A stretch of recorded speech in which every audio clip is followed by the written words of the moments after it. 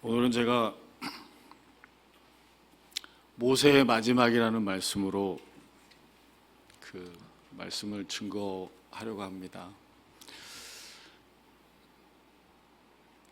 옆에 분들하고 너무 심각한 표정을 짓지 마시고요. 이런 거 있잖아요. 내가 일주일간 아버지를 만나려고 삶을 열심히 살다가 지금 여기 내 사랑하는 아버지께 예배를 드리러 왔다는 그런 생각으로 우리가 충만할 때, 물론 뭐 이런 얘기를 하면서 저부터 표정을 풀어야 되겠습니다만, 저는 이게 짐이 있기 때문에 표정을 쉽게 풀 수 없고, 앉아 계신 분들은 제 생각엔 그래요. 부담이 없이 좀 편안한 표정으로 설교하는 이 초보 목사가 좀 편안한 마음으로 여러분하고 나누고 싶은 말씀을 나눌 수 있는 그런 분위기가 좀 되었으면 좋겠습니다. 자, 옆 사람하고 인사하시고요. 사랑합니다. 사실 오랜만에 뵙는 분들이 일어나서 막 가서 껴안아 주시기도 하고 그러셔도 좋은데, 여러분 인사를 나누시고 나니까 훨씬 더 표정이 좋아지셨어요. 감사합니다. 사실은 제가 그 토요일하고 주일날은 잠을 잘 못 자거든요. 익숙하지 않으니까 말씀을 준비를 해서 증거를 해야 되는데 그런 거에 대한 그게 없어서 고민을 많이 하잖아요. 그래서 사실 주변에서 여러분들이 추천해주는 목사님들이 계세요. 그리고 한번 유튜브에 들어가서 봐라. 어떻게 설교를 하는지 보죠. 첫째는 다들 관록이 묻어나셔서 거침없이 얘기하시더라고요. 그래서 외워서 하시는 건 아니고 평소에 삶이 그렇기 때문에 막 이렇게 하시겠지? 그런 생각이 들면서 제 어린 시절이 생각났습니다. 제가 학생 시절에 제가 다니던 교회에서 조영기 목사님을 100% 그 싱크로율이라고 그러나요? 100% 조영기 목사님처럼 한다고 해서 엄청 내가 사람들에게 기쁨을 주고 즐거움을 줬던 사람인데, 그런 기억이 나더라고요. 그래서 저도 언젠가 한번 준비를 해서 장난을 하자고 하는 게 아니라 조영기 목사님처럼 한번 설교를 해봐야 되겠다, 그런 마음이 들더라고요. 거침없이 하는 설교. 한 달 정도 하면 저도 막 거침없이 할 수 있을까요? 없겠죠? 사실은 제가 그 모세의 마지막에 대한 이 말씀을 준비를 하면서, 요새도 그렇습니다만 부고장이 많이 날아오잖아요. 누가 소천하셨다, 누가 소천하셨다. 오늘 주보에도 보니까 어떤 권사님께서 소천하셨다는 부고가 떴던데, 이런 게 굉장히 많이 옵니다. 저도 이제 그 나이가 먹어가니까, 외람된 말씀입니다만 그 앉아 계신 성도님들 연세도 많으신데 제가 이런 말씀을 해서 죄송한데, 사람이 나이가 들면 그런 걸 생각하게 되나 봐요. 근데 사실은 저희 장모님이 그 짧다면 짧고 길다면 긴 그 기간을 투병을 하시다가 소천을 하셨는데, 제가 이제 그 성경을 쭉 읽다가 어떤 부분에서 제가 좀 울컥했습니다. 그래서 이 말씀을 내가 기회가 있으면 한번 잘 정리를 해서 같이 나눠봐야 되겠다 하는 그 말씀이 있었는데요. 그게 바로 모세와 하나님과 나눈 대화의 일부가 저의 마음을 엄청나게 울컥하게 만들었습니다. 그걸 따지기 전에 제가 좀 요즘에 나이가 들어가면서 여담입니다만 되게 불만이 많아요.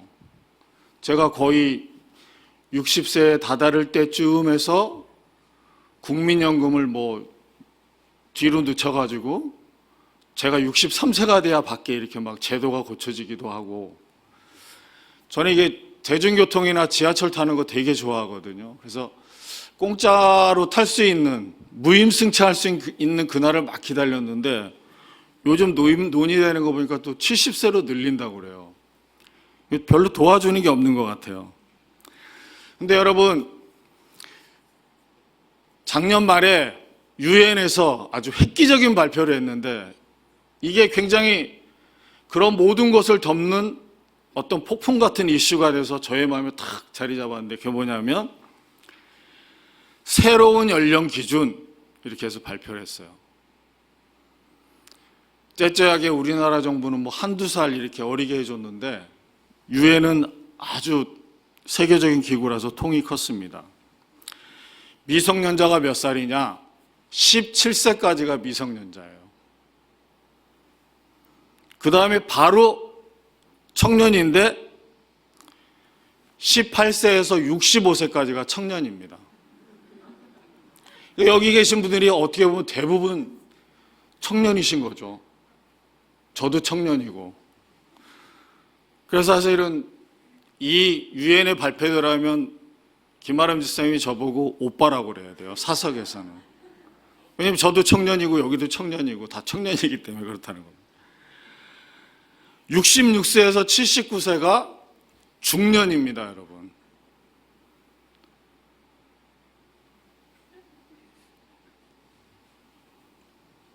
(80세부터) (99세가) 노년, 그 다음에 100세 이상은 많은 노년, 뭐 이렇게 됐겠죠. 젊게 살라는 뜻이겠죠. 지구의 인구도 점점 나이가 들어가고. 오늘 우리가 읽은 본문 말씀에 모세가 마지막으로 이제 하나님의 명령을 받아서 산에 올라가서 자기가 이끌고 나온 그 백성들이 차지할 땅을, 이스라엘 백성이 차지할 땅을 바라보게 됩니다. 그리고 아주 담백하게 기술하죠. 모세가 어느 골짜기에 잠들었는데 오늘날까지 알지 못한다. 이게 이제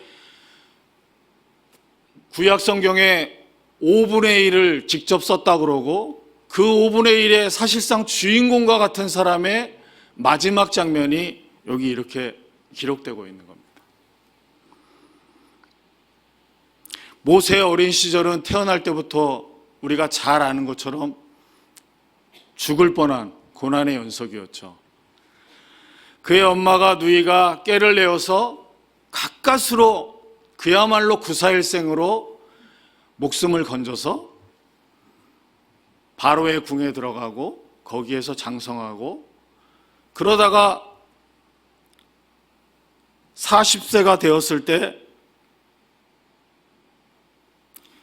자기의 어머니께 자랐기 때문에 유대인의 정체성을 가지고 있어서 자기의 백성을, 이스라엘 백성을 괴롭히고 탄압하는 애굽 사람을 그냥 주먹으로 쳐서 두들겨 패서 죽여버렸습니다. 이 기록이 딱 한 줄 나와요. 그래서 사실은 모세는 굉장히 다혈질적인 그런 사람이었던 것 같습니다. 궁에서 자랐기 때문에 더더욱 그럴 수도 있죠. 히브리서 기자는 히브리서 11장 24절에 이 40세가 된 40세까지의 모세를 한 줄로 표현했는데 뭐라고 했냐면, 믿음으로 모세는 장성하여 바로의 공주의 아들이라 칭함받기를 거절하고 도리어 자기 백성들과 고난받기를 즐거워했다. 이렇게 기록하고 있습니다. 아무튼 모세의 40세가 그렇게 지나가고 그 다음에 40세는 더 간략하고 짧습니다. 모세가 이드로라고 하는 양을 치는 사람의 집에 가서 도망간 거죠. 애굽 바로왕의 자기의 목숨을 취하려고 하는 걸 벗어나기 위해서 도망가서 40년을 사는데 양치기로 살았습니다. 이 태어날 때부터 80세까지의 이 여정에 출애굽기 2장 1절에서 25절까지 딱 그 한 장의 모세의 태어나면서부터 80세까지의 일대기를 간략하게 그냥 쫙 기록을 했어요.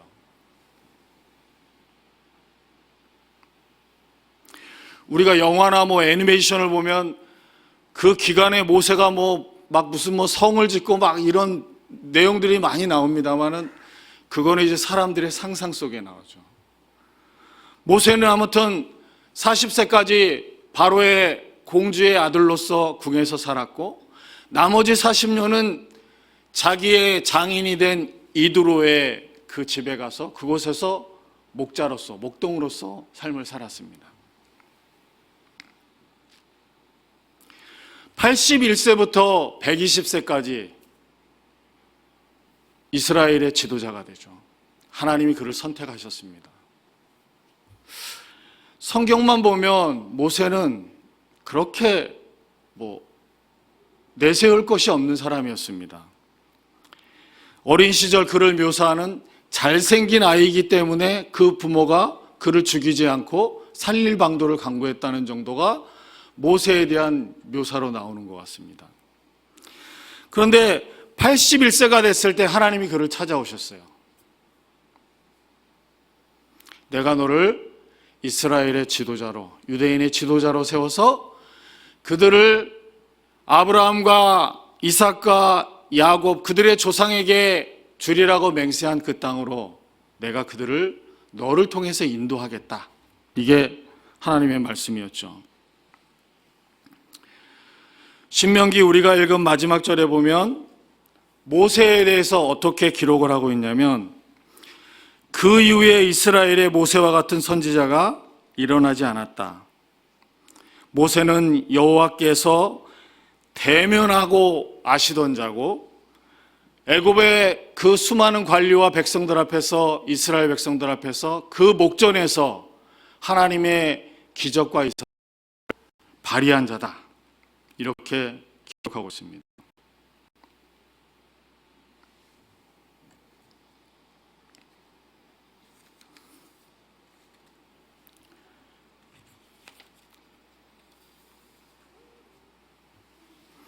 제가 가끔 설교할 때 너무 답답하시죠?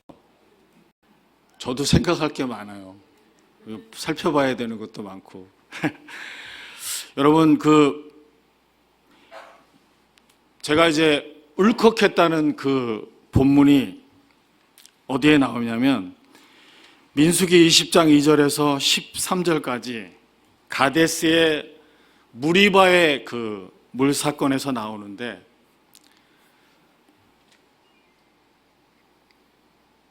하나님께서 이스라엘 백성들을 하나님의 말씀을 순종하지 않고 하나님을 거역했기 때문에 형벌을 내리셨는데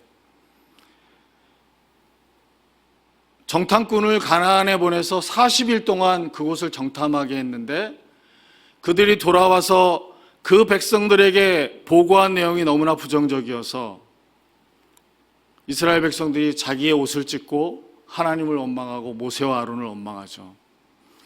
하나님이 그들에게 내린 형벌은 하나였습니다. 40일 동안 정탐을 했기 때문에 하루를 1년으로 쳐서 40년 동안 너희가 이 광야를 헤매야 된다. 40년이 지나야 내가 약속한 가나안 땅에 너희가 들어갈 것이다. 이렇게 형벌을 내리시죠. 그래서 40년이 지난 다음에 다시 이스라엘 백성들이 그 장소로 사막을 돌고 돌다가 도착을 했습니다.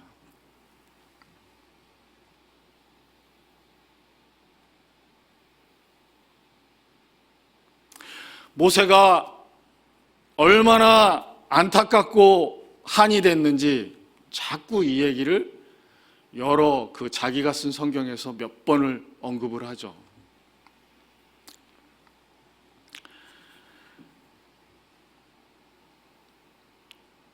이 민수기 20장에 보면 미리암이 죽고 이제 끝에 가면은 모세의 형 아론도 죽습니다. 그 모든 이제 사람들이 모여서 얘기를 하는데, 그때 당시로 쳤을 때 20세 이상은 이미 다 죽고 없어야 되는데, 이스라엘 백성들의 그 모습을 보면 하나도 변하지가 않았어요. 마치 제 모습을 보는 것 같아요. 아니죠. 저는 좀 더 안 좋은 케이스죠. 젊었을 때 내가 열정적으로 예수 그리스도를 믿고 청량리 여기며 위생병원이며 갈 수 있는 곳을 다 다니면서 친구들을 이끌고 대장 노릇하면서 막 돌아다니면서 주님의 복음을 전한다고 막 뜨겁게 살았던 그 열정이 있었는데 식은 거죠. 지금은 그거보다 더 큰 일을 해야 되는데 그러지 못하는 거죠. 우리의 신앙도 어떻게 보면 우리가 처음 믿었을 때의 그 뜨거움, 이런 것들이 우리에게 있는가 생각해 봤을 때, 사실 이 이스라엘 백성들이 어리석다 하면서도 그들의 모습 속에서 나의 모습을 발견할 수밖에 없는 어떤 그런 힘이 이 신명기 20장의 성경에 녹아 있는 것 같습니다. 그들이 모세와 아론에게 다투면서 말합니다.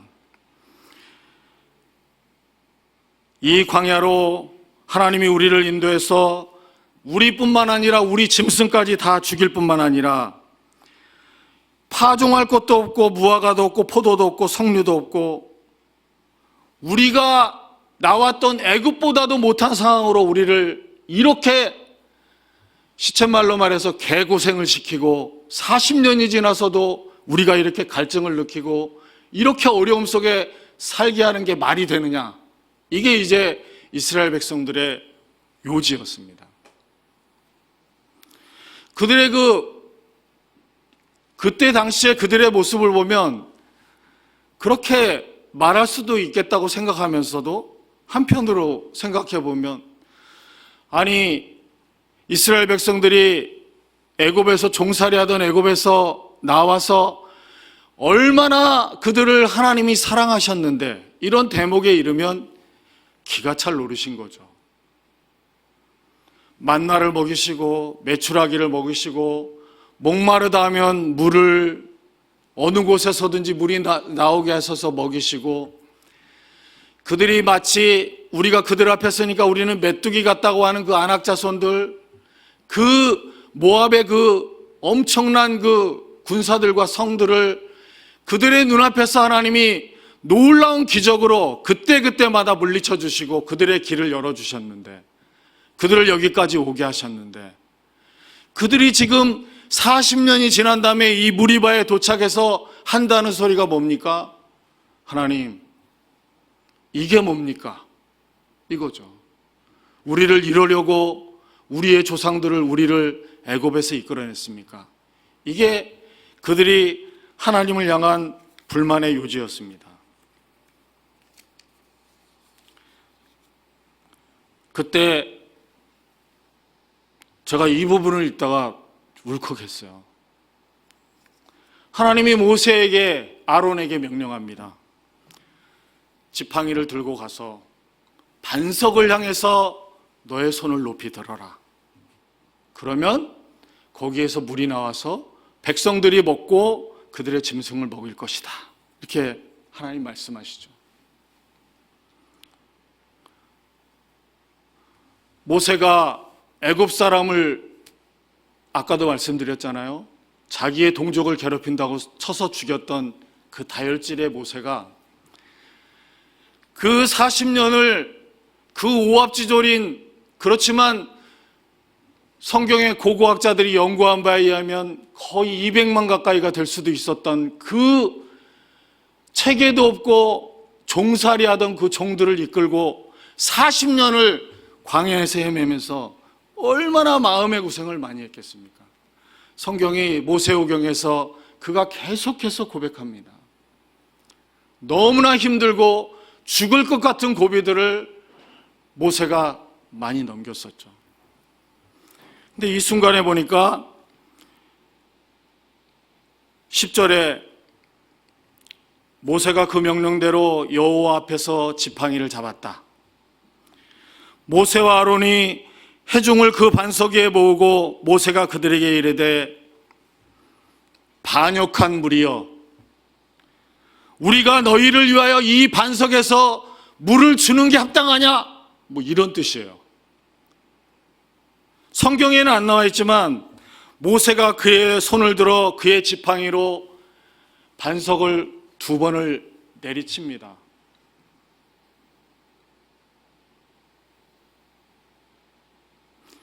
여호와께서 모세가 그의 손을 들어 그의 지팡이로 반석을 2번 치니 물이 많이 솟아나오므로 회중과 그의 짐승들이 마셨다.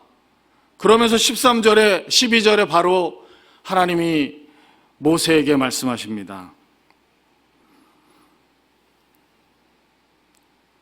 너희가 나를 믿지 아니하고 이스라엘 자손의 목전에서 내 거룩함을 나타내지 아니한 고로 너희는 이 회중을 내가 그들에게 준 땅으로 인도하여 드리지 못하리라. 40년 전에 불순종하고 하나님을 거역하면서 하나님에게 대들었던 그 사람들에게 내린 형벌을 아론과 모세에게도 지금 40년이 지난 다음에 하나님이 그대로 명령을 하시는 겁니다. 너는 가나안에 들어가지 못한다.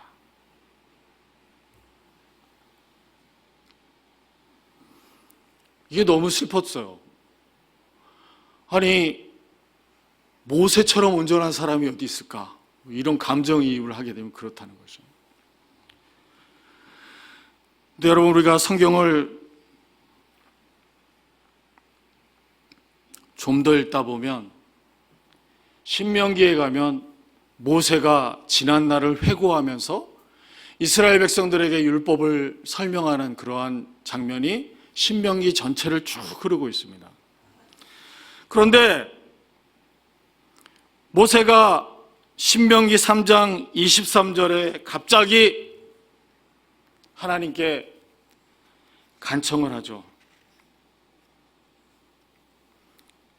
신명기 3장 23절에 보니까 그때 내가 여호와께 간구하기를 주 여호와여, 주께서 주의 크심과 주의 권능을 주의 종에게 나타내시길 시작하셨사오니 천지간에 어떤 신이 능히 주께서 행하신 일, 곧 주의 큰 능력으로 행하신 일을 행할 수 있겠습니까?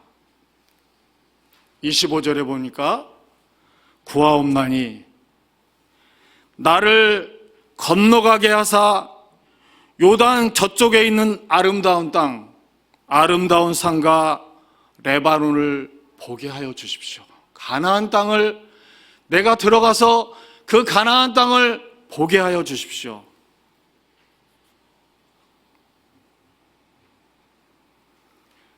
모세가 하나님께 간청을 하죠.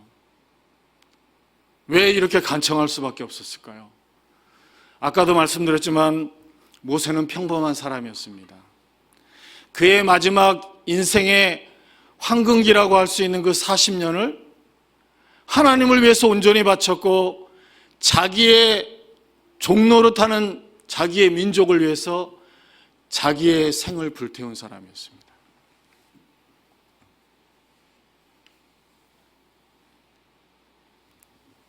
여러분, 이제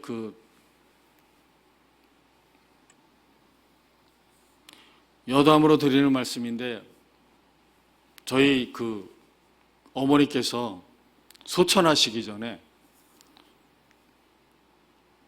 유언 같지만 유언 같지 않은 유언을 남기셨어요. 그게 뭐냐면, 너무 힘들게 살지 말아라. 그 말씀을 남겨주셨어요. 그 이야기를 듣는 순간 제가 굉장히 우간다에 가 있는 제 동생도 듣고 그 이야기를 듣는 순간 너무 가슴이 먹먹했습니다. 어머님의 삶이 다 느껴지잖아요. 굉장히 힘들게 사셨거든요. 그 어머니의 마음이 느껴지면서 아들을 향해서 어머님이 평생에 풀지 못한 어떤 그런 숙제 같은 이제 화두를 던지시는 거죠. 힘들게 살지 말아라. 너무 힘들게 살지 말아라. 저는 이 장면을 읽으면서 모세의 이 마지막에 이 고별 설교 속에 자기가 한 이 고백이 그런 부분들하고 캡처되면서 굉장히 저에게 큰 울림을 주더라고요. 하나님, 내가 들어가면 안 되겠습니까? 왜냐하면 모세는 자기의 백성을 이끌고 이미 그냥 물에 발만 담그면 요단강을 건너갈 수 있는 위치에 와 있던 거거든요. 와 있거든요. 하나님 거기를 못 들어가게 하시는 거예요. 인간적으로 너무하다는 생각이 많이 들잖아요. 시편 106편 32절에서 33절을 보면 그들이 또 무리바의 물가에서 주님을 노하게 하였으므로 이 일로 모세까지 화를 입었으니 그들이 주의 뜻을 거역할 때에 모세가 망령되이 말을 하였기 때문이다. 이렇게 시편 기자가 노래하고 있습니다. 그 한순간에 모세의 그 실수가 모세로 하여금 이렇게 간청하는 자리에까지 나가게 했는데 하나님은 허락하지 않으신 거죠. 그 이후에 모세의 삶을 보면 모세는 담담하게 자기의 그것을 받아들입니다. 왜냐하면 하나님께서 26절에 간청하는 모세를 향해서 탁 못을 박으시거든요.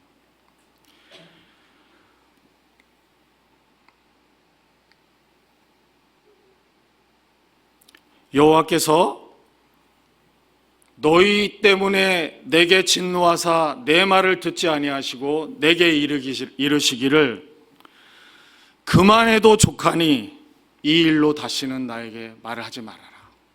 못을 탁 박아버리셨어요.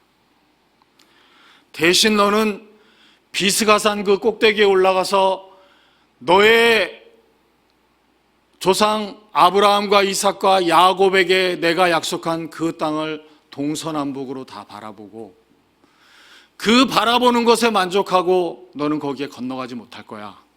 이렇게 이제 선언을 다시 한번 하시죠. 그 이후에 모세는 이 부분에 대해서 하나님께 언급을 하지 않습니다. 그렇지만 중간중간에 자기가 얼마나 안타까운 마음인지 가끔씩 언급하는 장면들을 우리가 성경에서 보게 됩니다. 모세는 정말 대단한 사람이었습니다. 민수기 12장 3절에 보니까 이 사람 모세는 온유함이 지면의 모든 사람보다 승하더라 할 정도로 칭찬받은 사람, 그 성품에 대해서 인정을 받은 사람이었습니다.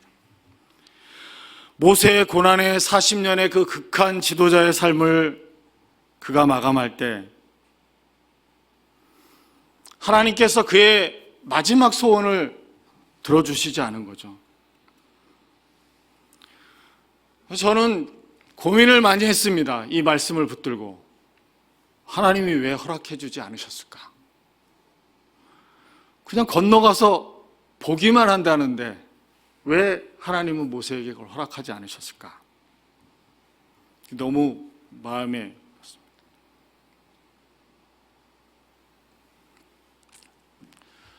묵상하던 중에 하나님께서 저에게 그런 마음을 주시더라고요.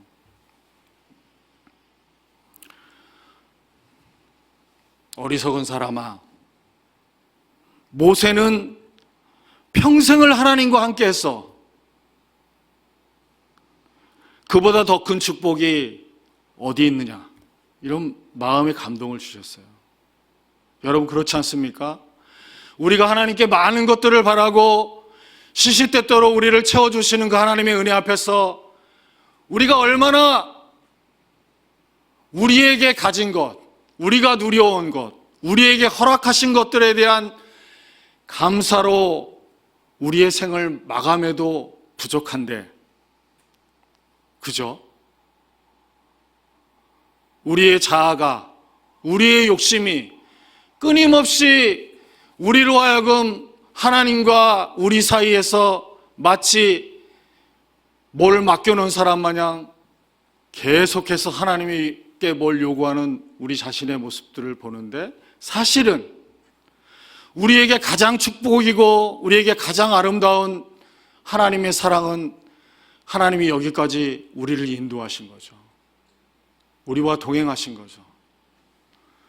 우리를 내버려 두지 않으시고 여기까지 인도하시는 거죠.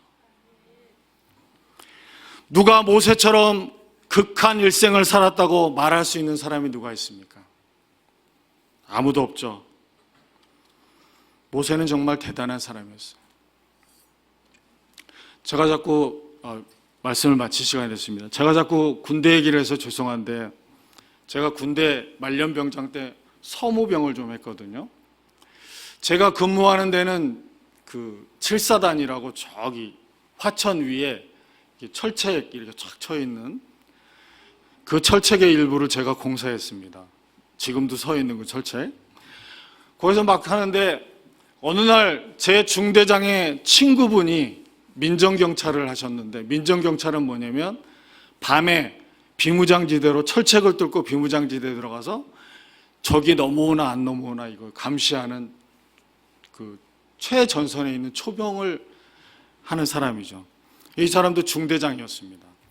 중대가 한 120명 정도가 되는데, 제가 이제 밤 근무하느라고 앉아 있는데 저희 중대장하고 얘기하는데 이런 얘기를 하더라고요. 야, 차대위, 나는 진급을 안 했으면 좋겠어. 나는 그냥 소령 달고 중령 달고 별 달고 저기 막 사무실에 가서 앉아 있는 사람보다 여기서 내 병사들 요 한 100명 정도 데리고 진짜 군인다운 군인도 내가 살다 갔으면 좋겠어. 진급도 필요 없어. 나는 여기만 있게 해주면 좋겠어. 이러더라고요. 근데 그게 왜 제 기억에 오래도록 남느냐? 참 군인인 거죠. 네? 우리나라 정치를 꿈꾸는 군인들 때문에 얼마나 우리가 어려움을 많이 겪었습니까? 참 군인인 거죠, 그런 사람. 우리도 마찬가지죠. 저는 우리가 다 우리의 삶에서 그런 고백을 할 수 있었으면 좋겠습니다.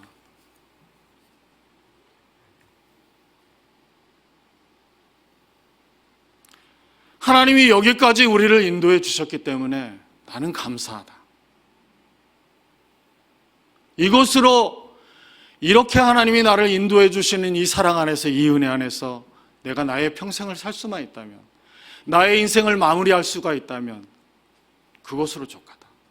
하나님이 가라 하신 곳까지 내가 열심을 다해서 달려가고, 하나님이 서라 하실 때 세상의 미련을 갖지 않고 그곳에서 내가 설 수 있고, 모세처럼 하나님의 그 명령을 받았을 때 그 골짜기로 걸어 들어갈 수 있는 그런 신앙의 삶을 내가 살아갈 수만 있다고 한다면 그것이 얼마나 우리에게 축복인가 이겁니다.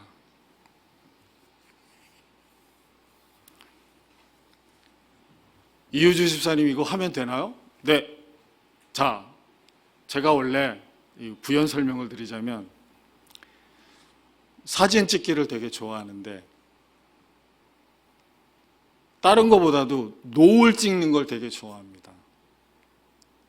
365일 다 다르거든요. 근데 얼마나 아름다울지 모르겠지만 한번 보시겠습니다. 이건 제가 사는 저희 집 저희 옥상에서 이렇게 엊그제 금요일 날 밤에 찍은 거예요. 멋있죠, 여러분? 다 담지 못해서 그렇지. 다음 장이요. 이거는 이제 바닷가에 갔을 때. 다음 장이요. 이거는 해가 지고 난 다음에 옥상에서 찍었어요. 다음요. 이거는 이제 아무 일들이 별로 변화무쌍하지 않은 그런 하늘을 찍는데, 노을이 그렇게 아름다울 수가 없어요.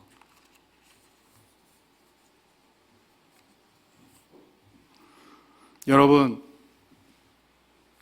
우리가 연세가 드셔도 기력이 쇠하여져도 꼭 기억하십시오. 나의 일생을 관통해서 나를 인도하신 하나님이 나를 보고 계시고 나를 인도하고 계시다. 내가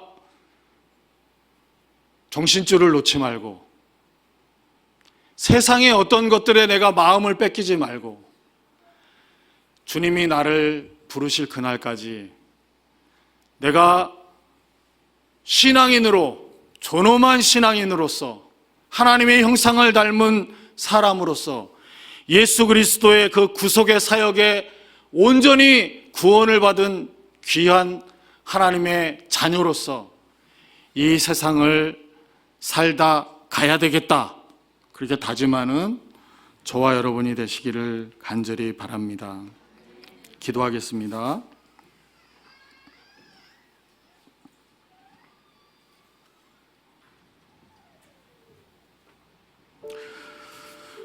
우리에게 우리날 계수함을 가르치사 우리로 하여금 하나님의 뜻대로 살게 해달라고 하는 오늘 교동문의 그 모세 시편의 노래처럼 주님, 우리도 주님을 만났고 주님을 따라서 여기까지 왔고 그리고 우리의 일생이 다하는 날까지 주님과 동행하기를 원합니다.